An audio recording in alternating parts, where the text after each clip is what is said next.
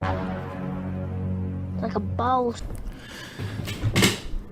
All right, ladies, this is Alex from mindfulattraction.org, and today we're going to be talking about three texting secrets that drive men wild. Look, people, these are texting habits, what I will better call it, that when you do this, it could potentially it annoys men. It is annoying, but what happens is that when a guy genuinely likes you, when he has genuine chemistry with you, this will make him like you more. This will make him go from kind of liking you to really liking you, but only if there's real chemistry. You see what I'm saying? That's the only caveat. There has to be real chemistry. All right.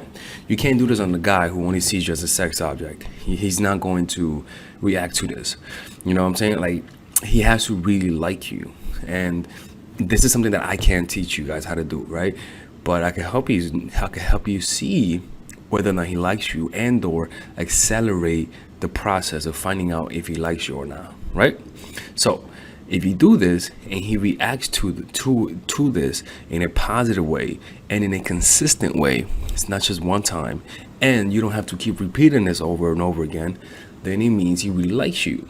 But if you have to keep doing this, and you feel like you have to keep renewing the attraction, then it just means he doesn't like you. You see what I'm saying? A big part of a lot of what I teach is all about accepting when somebody doesn't like you. You see what I'm saying? All right, so let's begin this. The first one is this, okay? When you're around them, first of all, don't have your phone around when you're around them, right? Make it an emphasis. Let him even understand that you don't like to have your phone when you're around people, right? So let's say you have your phone on you, like you'd be like, "Oh shit, let me turn it off. My fault," right? Act like you're very polite with people. You know what I'm saying? So I do this because I draw, right? I paint. So I don't like to have my phone on me, right? And when people hang around me, they notice that I never have my phone around me. Why? Because it's a habit that I've developed because either I'm reading, studying, or drawing, right? So what will happen is that when you take a while to respond to them, when when you don't respond to them instantly, they'll know that you're not playing a game, as opposed to you having your phone on you 24/7, and then you text him.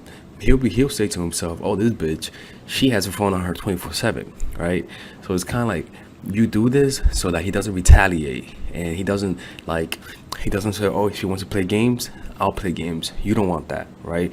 You want to do this so that he doesn't assume that you're really doing this. All right. The next one is the next secret that you guys have to understand about texting men is this: anxiety is what you need, right? Again, sorry people, I do a lot of charcoal drawings, and my hands always get dirty when you do that. It's fucking bad. Anyways, so anxiety, right? You guys have to understand this, right? Bam, that was quick. Have to understand this. It's all about creating anxiety. All right. It's not about making him happy. It's not about you showing him how much you like him. It's not about that. What you gotta focus on is creating anxiety. That is the name of the game.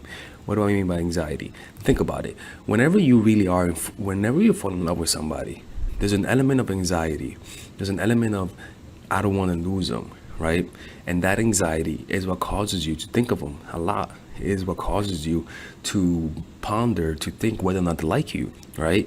It's anxiety. So that's what you got to do. Now, the problem is that you guys have been taught that to make somebody like you, you got to remove all anxiety and avoid them from feeling bad about themselves. In fact, that's the opposite. And that's why when you like the guy, that's why a lot of the times they get turned off. And that's why when you don't like the guy, that's why they end up liking you. Because when you don't like the guy, you create anxiety. And when you like the guy, you focus on removing the anxiety. You see what I'm saying? So get that off your head. It's all about creating anxiety. All right. Now the next thing is this. The next secret is this: the less emotions, the better. Right? Less LOLs and less ha-has. Honest to God, and I know I say this a lot, but it's something that really matters. You cannot. The reason why is because the less emotions you sort of communicate, the more anxiety he's gonna have, because he's not gonna know how you feel about him. You see what I'm saying? He only knows how much you like him when he sees you. But in between that, in between meeting and setting up the date, he doesn't know because you're not giving him any feedback. You're responding to him, yeah, right? But it's not really enough because as guys, we know that women could respond to you, but that don't mean she's gonna go out with you. Even with women who we're dating, that don't mean that she's gonna like you next week. Guys know that. And so when you send them text messages that look a little cold, you create that anxiety. And the only time that anxiety is relieved when you see him, right? Because the whole time he's like, fuck, like, why doesn't she sound excited? She sounds so cold. Is she gonna flake? And so the whole time before meeting him, he's thinking of you, thinking whether or not you're gonna meet him. And once he meets you, it's gonna be a huge reward because his fears didn't come true, right? The thing is that from time to time, though, you're gonna make his fears come true. From time to time, you're gonna cancel on the dates once every 5 times, right? But that's for a whole nother day. But these are the texting secrets, and these secrets drive men crazy. You got to do that, right?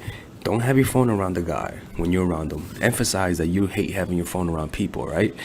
Understand that it's all about creating anxiety, not removing it. And the less emotions, the less LOLs and less ha-has, the better. Anyways, this is Alex from Mindful Attraction. Peace out. All right, ladies and gentlemen, if you guys ever want to learn how to use your feminine energy to influence people, learn how to use your masculine energy to become more assertive, and also learn how to blend both energies to improve your dating life, your spiritual life, honestly, your relationship life, your family life, your career life, this is the course for you. If I had to make a course for my nieces, I have 2 nieces, one is 8, 19, and one is 14, 15. 16. Holy shit. Oh my God, he's a bad fucking uncle. He's a bad uncle. Get him. Shut up, Melissa. You should get this course, right?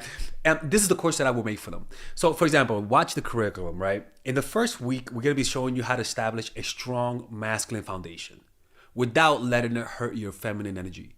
This masculine foundation is a source of who you are, right? It's your bodyguard. Without this, whatever feminine energy you create will be destroyed by the outside because your masculine is your shield. So we'll talk about goal setting. We'll talk about how to develop a serious attitude. We're gonna be talking about how to use more logic, how to use more goal-oriented behavior. It's more how to be a man, Now the next one is how to embrace the feminine energy, right? This one would teach you about how to minimize excessive masculine traits, developing self-awareness, healing abundant feminine energy, regulating your emotion, mastering voice qualities and facial expressions, surrendering control and allowing pain to be felt. This is honestly, this will supercharge, like Kaioken, your masculine energy.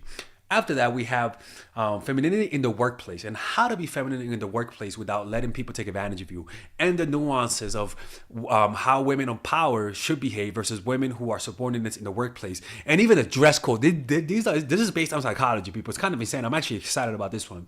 The next week, we talk about navigating the labyrinth of male and female friendship. And this, a lot of women find confusing, so we talk about that. And how to identify envious friends, how to identify the good friends, how to keep male friends, and how to keep female friends. Week 5, we talk about how to release the burden of the past and stop and destroy mental projections. This is actually really powerful. And then week 6, we talk about how to increase your observational power so that you can read people better. And we have a bunch of bonuses. The course starts at $99, and you guys can pre-order the course today at $69 before it goes out.